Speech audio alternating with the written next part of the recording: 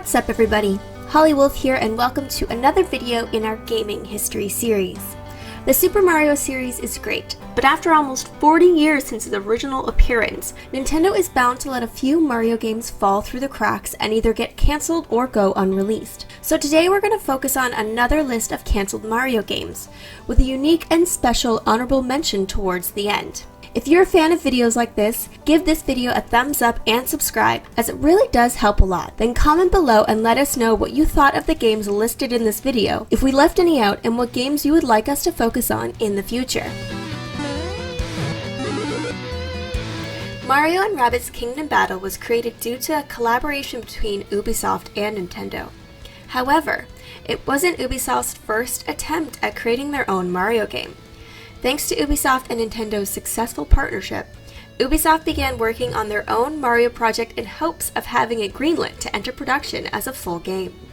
Beginning in development at Ubisoft in Paris, it was to be Ubisoft's next big game after Raving Rabbids Travel in Time, which launched on the Wii in 2011 and 3DS in 2012, which means it would have most likely been a 3DS or an early Wii U title. Similar to Mario and Rabbids Kingdom Battle, this Mario game would also feature Rabbids. However, where Kingdom Battle is a turn-based strategy game, this unnamed Mario game would have been an adventure game. The plot and story would also be similar to that of Kingdom Battle, having Rabbids invading Mushroom Kingdom. The different styles of comedy and self-aware humor would also be present, which poked fun at the different aspects of the Mario and Rabbids games. Like most cancelled games, no video of gameplay or screenshots are available, but concept art does exist which show Mario in Mushroom Kingdom, chasing after Rabbids who are carrying Bowser away. The project isn't thought to be directly connected to Kingdom Battle, as they are completely different types of games, one being an adventure game and the other being a turn-based strategy RPG. But it does show that Ubisoft never gave up hope of creating some form of Mario game. The game was cancelled before Ubisoft was able to present their project to Nintendo. It's thought that this is due to Nintendo's incredibly strict quality control regarding their franchises. Only recently has Nintendo been in favor of collaborating with their IPs, as we've seen with Hyrule Warriors, Fire Emblem Warriors, and Mario plus Rabbids Kingdom Battle. Even now though, Nintendo's rules are still very limiting. Aonuma had strict requirements that Hyrule Warriors could not feature dungeons or traditional Zelda gameplay. With Mario plus Rabbids Kingdom Battle, Miyamoto wouldn't allow Mario to jump. I imagine if they collaborated with Pokemon, they wouldn't allow you to catch new Pokemon or evolve them. Which would defeat the purpose. Oh, wait. One of Nintendo's most obscure and unusual consoles, the Virtual Boy, wasn't the success Nintendo was hoping for. It was released on July 21st of 1995, and the final game, 3D Tetris, was launched on March 12th, 1996. Only 22 games were released for the console in total, with almost 30 other planned games being cancelled. One of these games was Virtual Boy Mario Land, which is also known as Mario Adventure. The game was unveiled with a demo at 1995's Winter Consumer Electronics Show in Las Vegas. The demo only contained a single level for fans to play. Mario Adventure would play like a mix between Mario Land for the Game Boy with concepts that would eventually resurface in New Super Mario Bros. For the Nintendo 3DS. Just like New Super Mario Bros. 2, the game would be a 2D side-scroller, but would be presented with a 3D perspective. Mario and games on the main stage would have the illusion of being in 3D and popping out from the background. Just like Donkey Kong Country Returns on the Wii, the player would also be able to travel back and forth at certain points between the main stage and the background. Sadly, no real story was ever given, though at this time, Miyamoto has mentioned in dozens of interviews that Nintendo would never focus on story elements until most of the game was nearing completion. Since this game was cancelled, it was likely that the development team only had a vague or general idea of what this story would be, which we can all assume would be probably Mario setting out to save the princess from Bowser, or maybe some other evil bad guy who was trying to take over the kingdom. It also featured a top-down perspective similar to what you would expect from Zelda games for the time. Typical Mario elements returned such as question blocks, Koopa Troopas, and warp pipes. Even a giant Wario appeared, which functioned similar to a thwomp. The demo level ends with the usual goal pole. After reaching it, Mario is seen entering a castle. Along with Mario Adventure, a separate fully 3D Mario game was also mentioned to be included in the final product as a minigame. Although Mario Adventure went on to be cancelled, this 3D Mario minigame was supposedly expanded upon and later released as the standalone Mario Clash, which we can make a video about in the future if everyone would like. Every Nintendo console from the Super Nintendo to date has had its own Mario Kart game. In most cases, it ends up being one of the most popular and best-selling games on that console. So it comes as no surprise that one was even planned for the Virtual Boy. Sadly, as with many cancelled games, no gameplay or screenshots exist for this title. In fact, the only mention comes from the German magazine The Big N, who claimed that a new original Virtual Boy installment of the Mario Kart series, codenamed VB Mario Kart, was in development. In the August 2000 issue, the title would be found in a list of other games being cancelled for the Virtual Boy. So if the German Big N magazine was correct, what could have we expected from this Virtual Boy Mario Kart? Well, a fan developer actually tried creating his own vision of what a Virtual Boy Mario Kart could have potentially looked like, which is what we've been showing during this time. This is just a basic fan mock-up though. If you would like to have a more realistic expectation of how the game would look and what new ideas could have been implemented, you just need to look at the processing power that was available in the Virtual Boy. If we look at Nintendo's previous console to the Virtual Boy, the Super Nintendo only had a 16-bit processor, and the Nintendo 64, well, if it wasn't obvious, a 64-bit processor, which it was named after. The Virtual Boy fell directly in the middle at 32-bit. However, graphics aren't all that matters. On the Virtual Boy version, you would likely see brand new gameplay mechanics, concepts, and items that would actually take advantage of the 3D effect the Virtual Boy offers, similar to how certain mechanics and items in Mario Kart 7 for the 3DS are able to take advantage of its 3D effect. On the Virtual Boy, you would have likely seen brand new gameplay mechanics, concepts, and items that would actually take advantage of the 3D effect the Virtual Boy offers. Similar to how certain mechanics and items in Mario Kart 7 for the 3DS are able to take advantage of its 3D effect. You would also have to add in the obvious difference. No matter how great you could make a game on the Virtual Boy look, it's always going to have that red tint, which puts off a lot of players.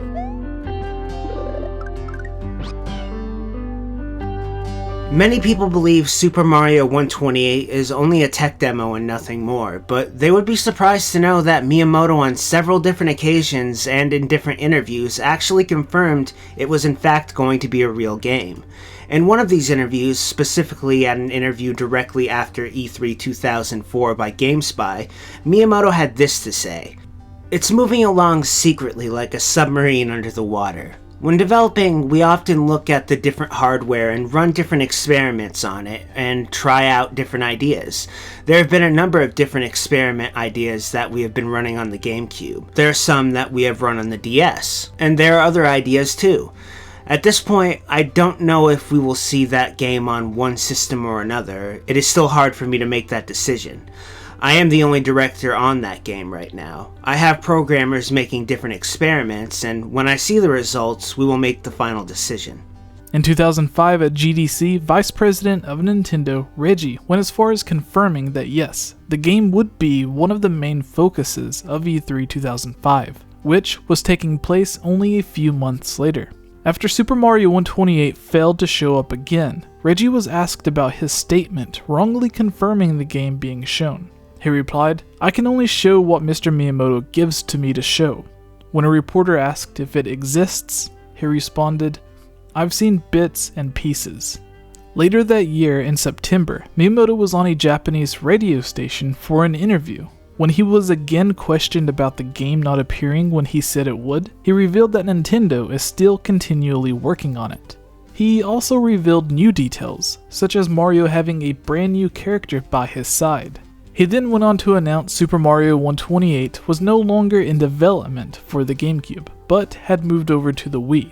which at this point in time was still codenamed the Revolution.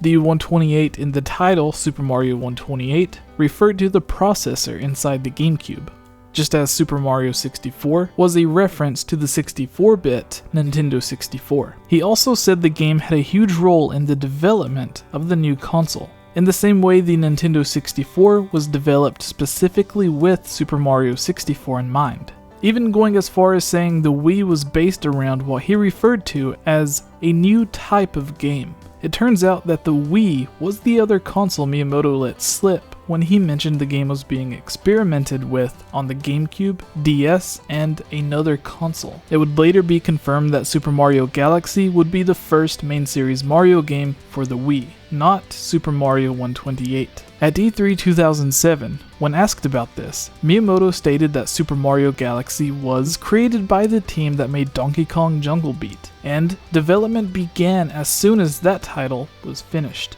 This means Galaxy began development around 2004, where Super Mario 128 likely began development 4 years earlier in 2000, the year that the demo was first shown. Miyamoto would eventually state that ideas and concepts from Super Mario 128 became the foundation for what would become not only Super Mario Galaxy and the Pikmin series, but various other projects as well. Conflicting with his previous interviews, on a separate occasion Miyamoto stated that Super Mario 128 was only a demonstration to illustrate the power of the Nintendo GameCube, and nothing more. However, this contradicts several of his other statements, some of which, mentioned previously, were in his own words called it a game, and said it has been in development for 3 different consoles, being the GameCube, Wii, and DS. He and Reggie also both confirmed the game to appear at different E3s, where it failed to show. Although Super Mario 128 in its tech demo form did remain unreleased, through the experiments Miyamoto was talking about, it actually evolved into several different games. Similar to how the Tower Defense Wii U tech demo, codenamed Project Guard, that was shown off by Miyamoto at E3, evolved into Star Fox Guard as a pack-in for Star Fox Zero on the Wii U. Nintendo went on to include ideas, concepts, and gameplay mechanics from the Mario 128 tech demo and other games. Nintendo says the concept of having many different moving important characters on screen at the same time is most well known to be used in the Pikmin series. The concept of having a small world to run around on is most well known for being the foundation for the Super Mario Galaxy series on the Nintendo Wii, which is most likely the unannounced console Miyamoto was hinting at the time. Ideas and concepts from Super Mario 128 and other tech demos are still releasing today. However, although games like Super Mario Galaxy and Pikmin evolved from Super Mario 128, the project as it was first shown off was never released. Instead, it was altered and tweaked into new projects. Similar to how the Paper Mario series and Mario & Luigi series both began as sequels and spiritual successors to Super Mario RPG on the Super Nintendo.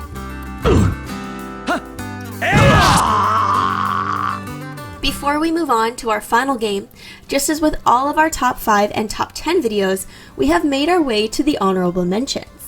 We've previously covered top 5 cancelled Mario games with its own set of honorable mentions and a top 5 cancelled Nintendo games video that had its own Mario games featured.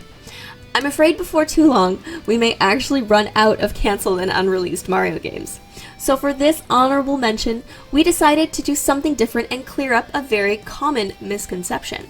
During our cancelled and unreleased games lists, we try to include games that were only cancelled or unreleased, meaning a game that never finished production or a game that was finished but never officially made available. A common game that we're asked about is the original Super Mario Bros. 2, known as the Lost Levels, which released in Japan on June 3rd, 1986. While it originally was unreleased in America and other countries, it did release only a few short years later. The Super Mario Bros. 2 we did get was Mario Madness, a character-swapped version of Doki Doki Planet because Miyamoto and others at Nintendo felt the original was too hard. It released a year after the original. Mario Madness released a year after The Lost Levels, on October 9th, 1988.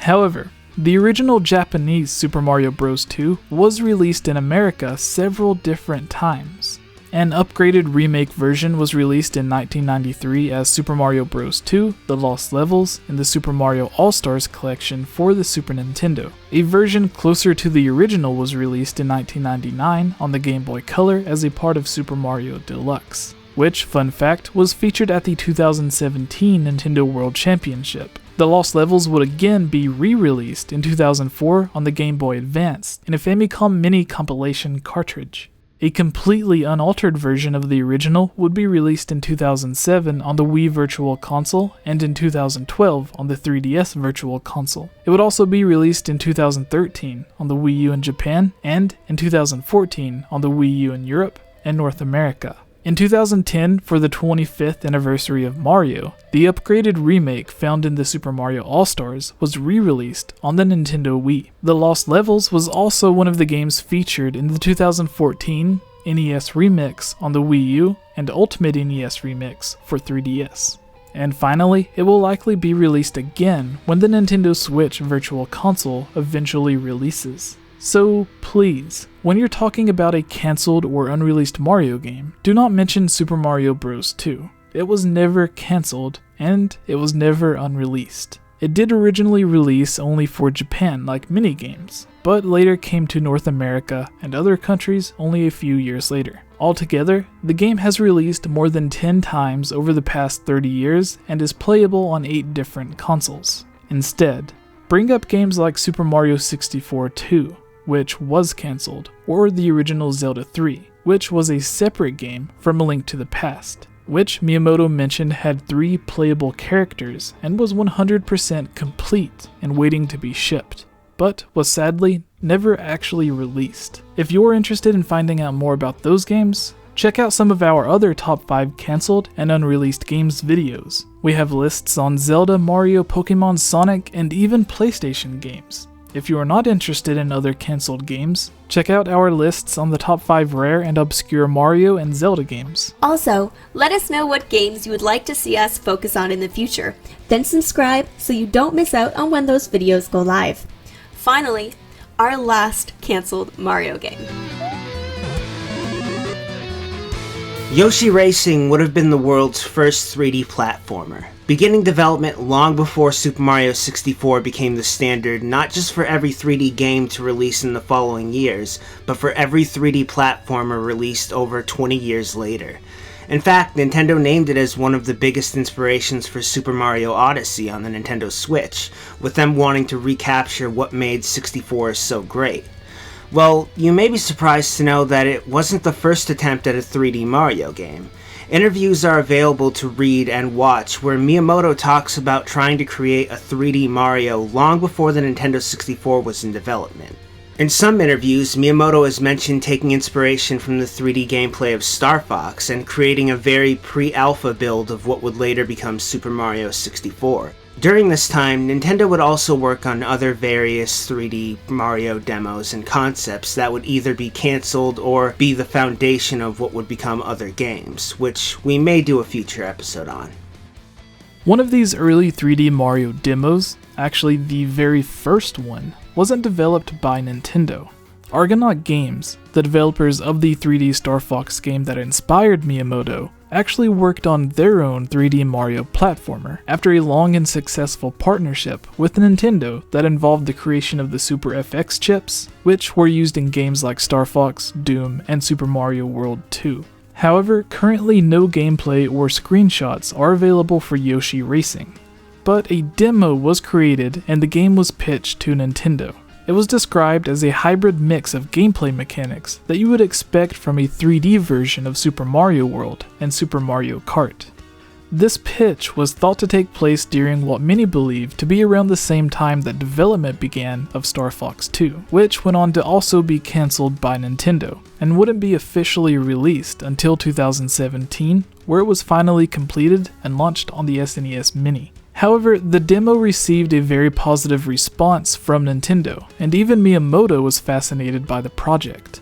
Sadly, at the time, Nintendo had a very strict guideline when it came to their own characters, especially Mario and Zelda. So despite enjoying the demo, they decided not to follow through with the project. Argonaut Games would continue to work on the project, but as a new IP. Yoshi the Green Dinosaur was changed to Croc the Crocodile, and the similarities between the two are easily noticeable. Eventually, the project turned into Croc Legend of the Gobbos. It was released in late 1997 on PlayStation, Sega, and PC. Basically everything except Nintendo. It makes me wonder if this was because of Nintendo rejecting the game, or if it was for technical reasons. Although the demo was pitched in the early 90s, it wasn't publicly revealed until an article from Eurogamer, which details Argonaut Games' involvement in the development of the original Star Fox. In the article, the game was only described as a 3D platformer and was left unnamed.